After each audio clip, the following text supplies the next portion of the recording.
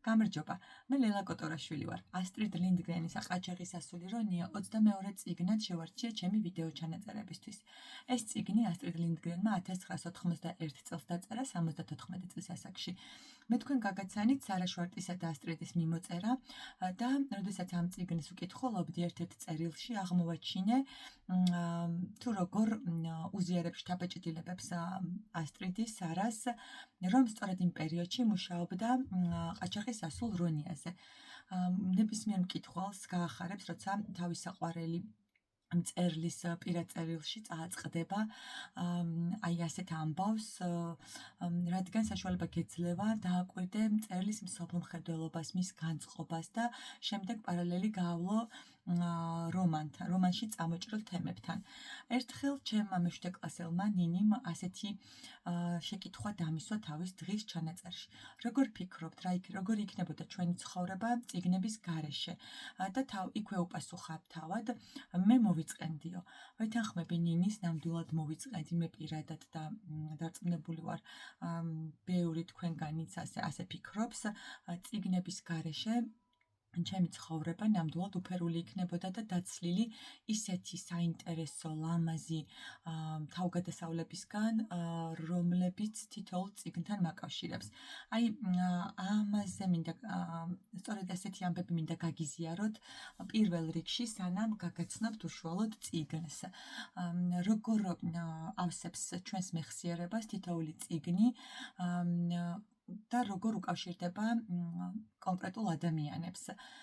პირველ რიგში ამ წიგნის, ეს წიგნი წავიკითხე 10 წლის წინ, სწორედ მაშინ, როდესაც ჩემი მასწავლებლური თავგადასავალი დაიწყო და ვცხოვრობდი რაჭაში, საცხოვრებლად გადავედი მაღალმთიან რაჭაში, თბილისიდან და ბუნება, რომელიც ამ წიგნში არის აღწერილი და ამ წიგნის ერთ-ერთი უმთავრესი ატმოსფერო, სიუჟეტი ვითარდება ტყეში, ბუნებაში და ატმოსფეროს ქმნის სწორედ ბუნება.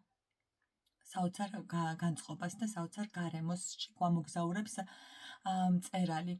და მეც მეგონა, რომ რაღაცა წილ ამ წიგნის პერსონაჟი ვიყავი, იმდენად მნიშვნელოვანი ადამიანის ცხოვრებაში ბუნება.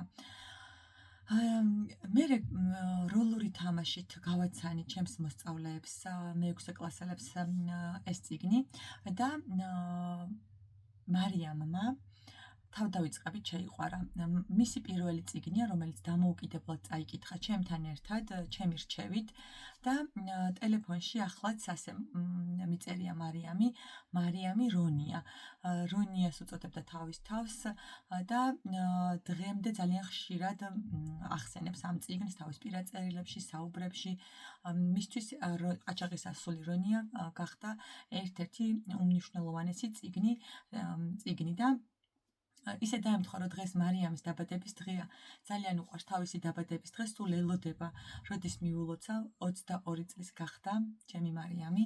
10 თუ 11 წლის იყო, როცა მე გავიცანი მარიამი და 10 წლის. ამდენი წელი გავიდა და ჩვენ ახლა ისეთ ეტაპზე ვართ, როცა მოსწავლისა და მასწავლებლის ურთიერთობა მეგობრობაში გადაიზრდება და ეს ყოფილა ძალიან მშვენიერი რამ. მინდა რომ მოგილოცო დაბადების დღე, ასე რონიასთან ერთად და გისურვო, რომ აი ეს სიხარული წიგნით აღტაცება და აი ეს საოცარი ნიჭი, რომელიც გაქვს, არასდროს არ გაგინელდეს და როცა ვიქნები ასტრიდ ლინდგრენის ასაკის 74 წლის, როცა ამ წიგნს წერდა, ან კიდევ უფრო მოხუცი, ისევ ესე გიხაროდეს, დაელოდებოდა ჩემს ზარს და ისევ ესე გიხაროდეს წიგნების კითხვა და ცხოვრება. მეორე ამბავი უკავშირდება ტელესკოლას. ტელესკოლისთვის ჩავწერე გაკვეთილი და როლური თამაში გავაცანი კოლეგებს, ბავშვებს ჩამოვწერე კითხვები, ჩავიცვი რონიას მსგავსად მიახლოებით ისე როგორც ამ პერსონაჟსაც ვია წიგნში და გამოვაცხვე მაფინებში იყო ჩარჭობილი ეს კითხვები, ჯერ მე ვპასუხობდი თავად როგორც რონია შეკითხვებს, რომელიც წიგნზე დაყრდნობით მოვიფიქრე და შემდეგ უკვე ბავშვებს უნდა ეპასუხათ. ამგვარად ვაცნობდი წიგნს, ცნობის მოყვარეობას ვუღვივებდი და ვუბიძგებდი, რომ პარალელი გაევლოთ საკუთარ ცხოვრებასთან, საკუთარ ცხოვრებას დაჰკვირვებოდნენ. კიდევ იმიტომ არის ძვირფასი ეს ტელესკოლის ეს გაკვეთილი ჩემთვის დაუვიწყარი, რომ ჩემმა უფროსმა მეგობრებმა ნუკრიბიძიამ და მაია დეიდამ ამ გაკვეთილისთვის შემიკერეს ასეთი ტყავის ჩანთა. აი ესეთი საოცარი ის ფოტოც გამომიგზავნა ქეთომ მაია დეიდას ნუკრიბიძიას შვილმა და როგორ მუშაობდნენ, ფუსფუსებდნენ ესეთი საოცარი ტყავის ჩანთა და ამ გადაცემაში ამ გაკვეთილის გადაღებისას მეკეთა ეს ჩანთა. ახლა როცა ვემზადებოდი ამ ვიდეო ჩანაწერისთვის მოვძებნე ჩანთა და აღმოვაჩინე შიგნით უამრავი ნივთი. საქმე ის არის, რომ კიდევ ერთი ამბავი უნდა გაგიზიაროთ შარშანდელ ასტრიდ ლინდგრენის დაბადების დღეს უკავშირდება 14 ნოემბერს აღნიშნეთ სკოლაში და სწორედ ეს გაკვეთილი, რომელიც გიამბეთა ტელესკოლის გაკვეთილს გულისხმობ, ოდნავი ცვლილებები შევიტანე და 4-ვე კლასთან ჩავატარე ასეთი გაკვეთილი. და როცა მე ვემზადებოდი ამ გაკვეთილისთვის, ჩანთაში ჩამილაგებია რონიას ნივთები, ეს არის შურდული, აქ იპოვე კიდევ ბროლის ქვა, რომელიც დაკარგული მქონდა და ძალიან მიყვარს. ჩემმა რაჭვამა მოსწავლე მიშო მაჩუკა წლების წინ და საგულდაგულოდ ვუფრთხილდები სასწავლო რესურსად ვიყენებ. იმ სოფელში, სადაც უწერაში ვასწავლიდი, ბროლის მთა არის და როგორც მითხრეს, იქიდან ჰქონდა ჩამოტანილი ეს ქვა და მოკლედ ეს თხილი, კაკალი, ნიჟარა, რაც შეიძლება ჰქონოდა წიგნის პერსონაჟს დაახლოებით წარმოდგენა, რომ შექმნოდათ ბავშვებს, სწორედ ამიტომ ამოვავსე ასეთი ნივთებით ეს ჩანთა. კიდევ ერთხელ მინდა რომ უსაზღურო მადლიერება გამოვხატო ნუკრიბიძიას და მაია დეიდას გადავუხატო მადლობა, რადგან განა ის, რომ მარტო მე მჭირდებოდა ეს ყველა ადამიანს ასე ეხმარებიან და იციან ჩემი დამოკიდებულება ბავშვებისადმი და სწორედ აი ამიტომ დაუზარლად ძალიან ბევრი ასეთი ამბავი შემიძლია მოგითხრათ, როგორ მეხმარებიან, როგორც კი დახმარებას ვთხოვ. ერთხელ მაგალითად ტუვა გლიმერდალიდან უნდა გამეცნო მარია ფარის ეს წიგნი მოსწავლეებისთვის და ქეთოს თხილამურები მათხოვა ჩამომიტანა თავისი მანქანით ნუკრიბიძიამ. მოკლედ, აი წარმოიდგინეთ მარტო ის რომ წიგნზე გესაუბროთ და გაგიზიაროთ თქვათ სიუჟეტის შესახებ, მთავარი თემების შესახებ ჩემი შთაბეჭდილებები, ეს ყოველთვის შეგვიძლია, ყველამ შეგვიძლია რომ ჩვენი თვალთახედვით გავაცნოთ, მაგრამ ის თუ როგორ ამბებს ვაგროვებთ წიგნთან დაკავშირებით, ეს არის უნიკალური, თითოეულ ადამიანს თავისი ამბავი აქვს და ძალიან ძვირფასი, ძალიან დასაფასებელია და ბავშვებისთვის ძალიან კარგი სასწავლო რესურსიც არის, ასე შეგვიძლია ვთქვათ, პირად მაგალითს გულისხმობ, ადამიანების ჩართულობა, ადამიანებისათვის წიგნის როლი, თითოეული წიგნის, ვთქვათ, როგორ ჩნდები ბავშვების ცხოვრებაში და ხიცდებ წიგნსა და იმ დროს შორის, როცა მათთან ხარ. და შემდეგ ეს დაუსრულებელი პროცესია, ნამდვილად ვერ მოიწყენ აი ამ ასეთ თავგადასავლებში და კიდევ ერთი ამბავი, რომელიც მინდა მოგითხროთ, ეს არის ისევ შარშანდელ გაკვეთილს ეხება. თითოეულ გაკვეთილთან სხვადასხვა ფორმით მქონდა, სხვადასხვა რამ მქონდა დაგეგმილი და ერთი საერთო რაც იყო, ეს იყო, რომ ყველა მათგანს გაკვეთილის ბოლოს უნდა დაეწერა დღის ჩანაწერი. და მე მაქვს აქ 4 კლასის ჩანაწერი, ასევე კითხვები, რომლებიც დავუსვი მათ, თავად უნდა გადაეწერათ და პასუხი გაეცათ. რადგან მცირედ რო გქონდა წერილობით უნდა ეპასუხათ, ზოგჯერ ზეპირად პასუხობენ ხოლმე და შემდეგ იმავე დღეს კავკასიის უნივერსიტეტში ლექცია მქონდა მომავალ მასწავლებლებთან და სწორედ ის გაკვეთილი წავიღე, ასე რომ ვთქვათ, მათთან, რომელიც შევთავაზა ჩემს სხვადასხვა საფეხურის მოსწავლეებს. დაუვიწყარი იყო მათთვისაც ეს ლექცია, სემინარს გულისხმობ, რადგან როლური თამაშით, როგორ შეიძლება გავაცნოთ წიგნი, ამაზე გავამახვილოთ ყურადღება, ასევე თავად ჩაერთნენ პროცესში და დაწერეს დღის ჩანაწერი, შეკითხვებს უპასუხეს, კავშირი გააბეს წიგნსა და საკუთარ ცხოვრებას შორის და მათი დღის ჩანაწერებიც მაქვს აქ. კითხვებს რაც შეეხება, ასეთი იყო, მაგალითად, რა არ მოგწონებია დედის ან მამის საქციელიდან, რა რჩევებს გაძლევს დედა, მამა, ბები ან უფროსი და-ძმა. გვიანბე ერთი ნივთის ამბავი, დედის ერთი ნივთის ამბავი, რა სჭამ პიკნიკზე მეგობრებთან ერთად ყოფნისას, ხიფათში თუ გახლართულ ხართ, რა გაგიკეთებია უცნობი ადამიანის დასახმარებლად, თოვლიანი დღე რას გახსენებს, გვიან ხო ეს იგივე დედას ნივთს ეხება, გაიხსენე ყველაზე მეტად როდის შეგეშინდა და ბუნებაზე რას ფიქრობ. კიდევ ბევრი კითხვა იყო, იმდენი კითხვა მქონდა მომზადებული, რამდენი ბავშვიც არის თითოეულ კლასში. ეს შეკითხვები შემთხვევით არ მაქვს მოფიქრებული, მაგალითად, ყველაზე მეტად როდის შეგეშინდა, უკავშირდება ამ წიგნიდან ერთ-ერთ ეპიზოდს, როდესაც რონია პირველად გაუშვა მამამ საერთოდ თავისი სასახლიდან, ციხე-კოშკიდან და მას საოცარი დარიგებები გაატანა თან, რომ არაფერს არ უნდა შეეშინდეს, რომ გზა უნდა განაგრძოს, თუ დაიკარგება უნდა იპოვოს გზა და არავითარ შემთხვევაში არ უნდა ჩავარდეს ეშმაკის ყბაში. უფსკრული გულისხმობს, რომელიც მეხმა რონიას დაბადების დღეს შუაზე გახლიჩა კოშკი, მათი საცხოვრებელი კოშკი და აი ამ სივრცეში არასდროს არ უნდა ჩავარდნილიყო. აი ეს საზღვარი, რომელიც დაუწესა ძალიან შორი არის ბავშვისთვის, განსაკუთრებით თანამედროვე სამყაროში, როცა უამრავ წესს უწესებთ აკრძალვას გულისხმობ, რადგან დავიცვათ ბავშვები მოულოდნელი ხიფათისგან. და ეს წიგნი მიყვარს იმიტომ კიდევ, რომ მშობლებს გვაფიქრებს, თუ როგორი მნიშვნელოვანია ნდობა გამოუცხადოთ ბავშვებს და მივცეთ დამოუკიდებლად გადაწყვეტილების მიღების უფლება, სამყაროს გამოკვლევის საშუალება და სწორედ აი ამ შიშზეა, რომელიც პირველად გასვლისას ტყეში გადახდება თავს რაღაც ხიფათი, ვიტრები დაესხმებიან თავს ჯადოსნური არსებები და მოკლედ მინდოდა სწორედ ამაზე გამემახვილებინა ყურადღება. ეს ყოველივე მე ვუამბე მათ და მერე უკვე თავად უნდა დაეწერათ თავისი ცხოვრებიდან ეს პასუხი უნდა გაეცათ.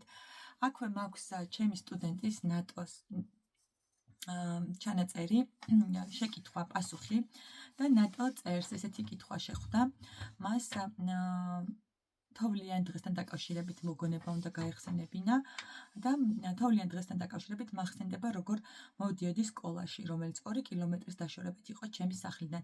თოვდა ძალიან ამ დროს, ისე რომ გზაზე არაფერი ჩანდა. ძლივს მივაბიჯებდით მე და ჩემი მეგობრები. ნატო ფასანაურიდან არის ჩემი ბავშვობის სოფლიდან და განსაკუთრებით ამაღელვებელი იყო ის, რომ სწორედ იმ ადგილს იხსენებდა, რომელიც მე ძალიან მიყვარს და ასევე 2 კილომეტრი რომ სკოლამდე აშორებდა, ეს მახსენებს ჩემს რაჭულ მასწავლებლობას, რადგან ჩვენს დაახლოებით კილომეტრი ნახევარს ფეხით გავდიოდით ხოლმე, ზოგჯერ თოვლში, როცა თოვდა, ავტობუსი ვეღარ ამოდიოდა ხოლმე. დღის ჩანაწერიც აქვს ძალიან ისეთი ძვირფასი, აღარ მახსოვდა და მინდა რომ წაგიკითხოთ. ვუსმენ მობის არაჩვეულებრივ მუსიკას ვურთავ ხოლმე წერისას, რომ განწყობა შეექმნათ და ამ დროს მთელი ჩემი ჯგუფი წერს გამალებით. მე ძალიან კარგად გრძნობ თავს და არ მინდა ეს მომენტი დასრულდეს. ასტრიდ ლინდგრენს ვეტყოდი დიდ მადლობას მის მიერ შექმნილი წიგნებისთვის, რომლებიც ცხოვრებას ულამაზებს როგორც პატარებს, ასევე დიდებსაც. დამამახსოვრდა და ასტრიდმა როდის დაიწყო წერა, ვის მიუძღვნა თავისი პირველი წიგნი, წიგნის მთავარი გმირები. თქვენ დაგისვამდით შემდეგ კითხვას, როგორ ახერხებთ ყოველთვის ასეთი მობილიზებული, მთელი სულით იყოთ ჩართული და პოზიტიური სალექციო პერიოდში. ძალიან დიდი მადლობა მინდა გადაუხადო ნატოს ამგვარი შეფასებისთვის და აი ეს წერილები, ახლა დღის ჩანაწერები წავიკითხე, უმეტესობა სტატიაც მაქვს დაწერილი ამ გაკვეთილის შესახებ, ამ დღის შესახებ და კიდევ ხელახლა ამომიტივტივდა ის საოცარი დღე. მახსოვს სკოლიდან რომ დავბრუნდი სკვერში ვიჯექი და რომ ვკითხულობდი დაღლილი დღის ბოლოს ამ რონიას ტანსაცმელში გამოწყობილი მზე შემოდგომის მზე ანათებდა ძალიან სასიამოვნო იყო გარინდება საგაკვეთილო პროცესის მერე ასეთი დამღლელი, იმიტომ რომ 4 გაკვეთილი გადაბმულად ჩავატარე, აი ესეთი დატვირთული გაკვეთილი და რომ ვკითხულობდი, უბედნიერესი ვიყავი, ისეთ რაღაცებს წერდნენ ბავშვები, ამბობდნენ რომ გულის სიყვარულით აქვს სავსე, რომ კიდევ ჩაგვიტარებთ ასეთ გაკვეთილს, დაუვიწყარი იქნებოდა მათთვის ის რაც ხდებოდა, აქებდნენ ერთმანეთზე წერდნენ, ასევე მიამბობდნენ თავისი ცხოვრებიდან ძალიან საინტერესო საგულისხმო მომენტებს და ეს გაზიარების გაცვლა გამოცვლის ძალიან მნიშვნელოვანი პროცესი კიდევ უფრო მეტი ენერგიით მავსებს ხოლმე როგორც წესი და ერთ-ერთი მოსწავლემ წერს რომ ლელამას ტყის ქალის სტილი ძალიან გიხდებათო გამეცინა როცა ეს წავიკითხე და ეს უამრავი ძალიან ხიარული წინადადება გამახსენდა ამოვიკითხე. დიდი მადლობა მათ აი ამ გულისხმელებისთვის, რომელიც ამ წერილებში დამიტოვეს. ახლა რაც შეეხება, ხომ კიდევ ერთი რამ მინდა ვთქვა, ჩემმა მეგობარმა თამუნამ, რომელიც გერმანიაში ცხოვრობს, თავის შვილს დაარქვა რონია, ერთი თვის ყავს და მინდა რომ უბედნიერესი გოგო გაიზარდოს, სწორედ ამ წიგნის სიყვარულით დაარქვა და კიდევ ერთი ჩემი უსაყვარლესი მეგობარი ია ამერიკის ერთ-ერთ ქალაქში, ულამაზეს ქალაქში ცხოვრობს და მომწერა დროდადრო წერს საოცარ წერილებს, გამითხრა რომ ერთხელ ერთი ქალბატონი გაიცნო და მას ერქვა რონია და იას ძალიან უყვარს ასტრიდ ლინდგრენი უამბო ჩემ როგორ მოუხატე ჩანთა სალტკროკელების მიხედვით აღარ მახსოვდა და სვანეთში გაუგზავნე ასწავლე საქართველოსთვის ამ პროგრამის ფარგლებში ასწავლიდა სვანეთში ია და ერთი სიტყვით გამიზიარა თავისი შთაბეჭდილებები და ნაცნობობა ამ ქალთან რომელსაც ასევე ძალიან უყვარდა რონია. აი ხედავთ მსოფლიოს სხვადასხვა კუთხე კუნჭულში როგორ უყვართ ეს წიგნი, როგორ ამბებს აბამს თითოეულ ადამიანთან, სხვათა შორის BBC-ს გამოკითხვით 100 საბავშვო წიგნს შორის არის შესული ყაჩაღის ასული რონია და მთელი გულით გირჩევთ რომ თუ არ წაგიკითხავთ, წაიკითხოთ. კიდევ ერთი ამბავი ეხება მარკირებულ კითხვას.